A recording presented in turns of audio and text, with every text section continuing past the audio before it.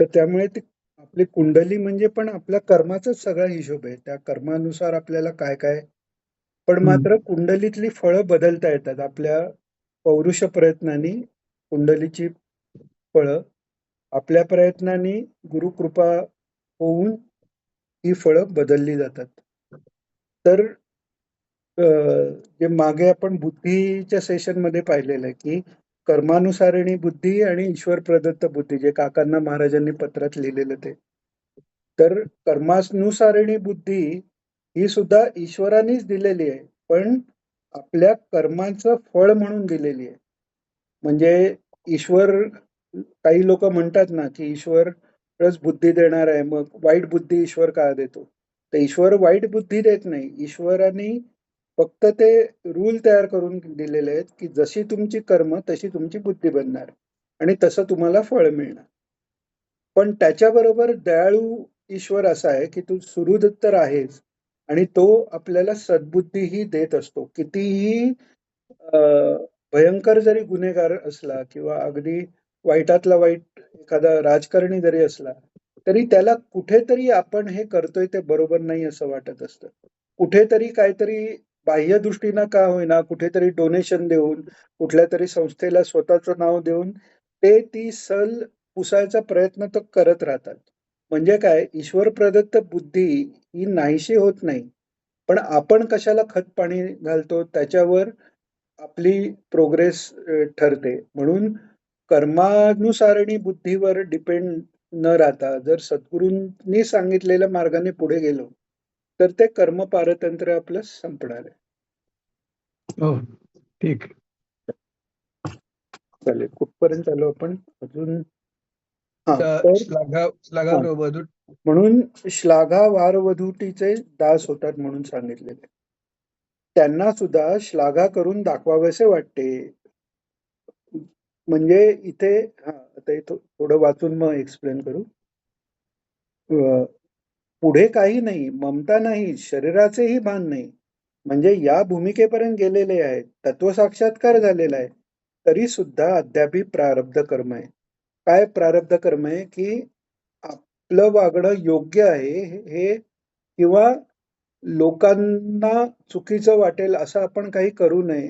जे काही असेल, किंवा आपल्याला त्या मातीच्या ढेकळाचीही आसक्ती नाही, हे दाखवण्याची जी इच्छा झाली, तिकडेच ती गडबड झाली.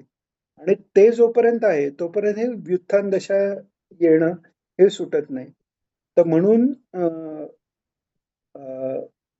म्हणजे वासनाक्षयाचा जो अभ्यास आहे तो तेवढ्या करता सांगितलेला आहे. कुठे गेलं? हा, तर त्याच्यात एक सांगायचं होतं ते, की इंद्रियांचे विषय 10 इंद्रिय आणि मन. तर आपण वैराग्याचे जे वर्णन याच आपल्या पंचायतन आरतीमध्येच तो विषय आलेला. वैराग्याचं वेगवेगळे लेवल सांगितलेलं आहे तर त्याच्यात. तर एकाकार संज्ञा वैराग्य असं काहीतरी ज्याला म्हणतात, की त्याच्यात एकच इंद्रियाचं वैराग्य येणं बाकी राहिलं. म्हणजे काय, तर मन हे किंवा अंतःकरण तत्व हे 11वं इंद्रिय मानले, तर 10 इंद्रिय आहेत. 5 ज्ञानेंद्रिय, 5 कर्मेंद्रिय याचे विषय सुटले, काम क्रोध हे सगळे गेले समजा, तरी त्या मनाला जी म्हणजे शरीराच्या संबंधी कामक्रोध नाही, शरीराच्या संबंधी सगळ्या विषयाची आसक्ती गेली. शब्द स्पर्श रूपरस गंध कशाचीही आसक्ती नाही. अमुक करावं अमुक जावं हे काही नाही, शरीराला पोषण करावं हे सुद्धा नाही. इतकं जरी झालं तरी त्या मनाचा विषय सुटला नाही. त्या मनाला कुठेतरी अॅक्नॉलेजमेंट हवी असणं हे जे राहतं, त्यांनी ही गडबड होते आणि त्यांनी ते उत्थान येतं. म्हणजे त्या सगळे जे बाकी जे विषय आहेत त्याच्या पासून बाहेर जाण्यापुरतं मनाला सात्विक करून वर वाढवायचं आहे.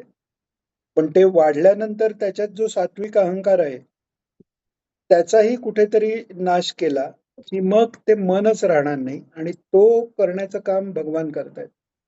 तर म्हणून तोपर्यंत म्हणजे वृषभदेवांच्याही कथेत सांगितलेलं आहे, की ते परीक्षित राजा विचारतो, की वृषभदेवांनी सिद्धींचा त्याग का केला? ते तर अवतार आहेत, मग त्यांना भीती वाटली का?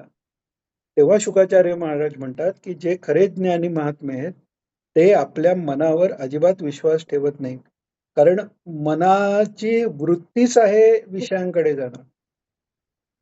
मनानेच सगळं जग हे मनाचंच सगळं प्रोजेक्शन आहे. गाढ झोपेत का नाही जगाचा अनुभव? कारण तिथे मन नाहीये म्हणून. तर त्यामुळे मनाचाच नाश होणं हेच खरं फायनली रिक्वायर्ड आहे आणि ते भगवान करतात. कोणीतरी विचारत होतं का काहीतरी मध्ये? पडिकर काका तुम्ही काय बोललात का मध्ये? नाही नाही, कुठपर्यंत म्हणून उत्तान दशाच्या पुढे पण चाललो तसं. अच्छा.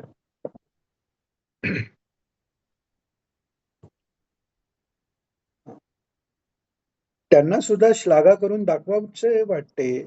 पुढे काही नाही, ममता नाहीये, शरीराचं भान नाही. म्हणजे या भूमिकेपर्यंत गेलेले आहेत. तत्व साक्षात्कार झालेला आहे. तरी सुद्धा अद्यापी प्रारब्ध कर्म आहे. वित्थान दशा होते आहे. आता त्या प्रारब्ध कर्माच्या वेळेला विवेक, वैराग्य, चिकित्सा, गार्ड्यही असेल. पण मिथ्यात्व बुद्धी झाली पाहिजे ना. द्वंद्वातीत अवस्था म्हणजे द्वैतभाव जाऊन द्वंद्वातीत होणं. म्हणजे ही सगळी माया आहे, हे मला काही नको, हे पण जेव्हा म्हणतोय, तेव्हा काही नको असणं आणि हवं असणं, हे म्हणजे विकल्प आणि संकल्प झाला. ही माया आहे असं वाटणं म्हणजेच अद्वैताच्या विरुद्ध झालं.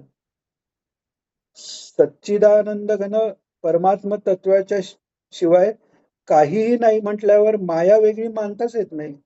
तर त्यामुळे ते त्यात थोडं जरी पडलं तरी ते आत्मतत्वापासून बाजूला येऊन व्युत्थान दशा प्राप्त होते. म्हणून महाराज सांगतायत, आता त्या प्रारब्ध कर्माच्या वेळेला विवेक, वैराग्य, चिकित्सा, दाढ्य असेल, पण मिथ्यात्व बुद्धी झाली पाहिजे ना. द्वंद्वातीत अवस्था म्हणजे द्वैतभाव जाऊन द्वंद्वातीत होणं.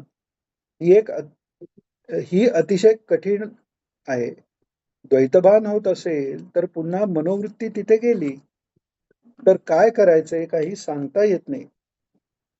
म्हणून हा अभ्यास त्यांनी सांगितला आहे. ईश्वर प्रणिधानाचा अभ्यास असला पाहिजे. ज्ञानाच्या वेळेला सुद्धा ईश्वर भक्तीची जरूर आहे, असे शास्त्रकार सांगतात. चालेल, थांबायचं का? 11:20 झाले. कोणाला काही प्रश्न?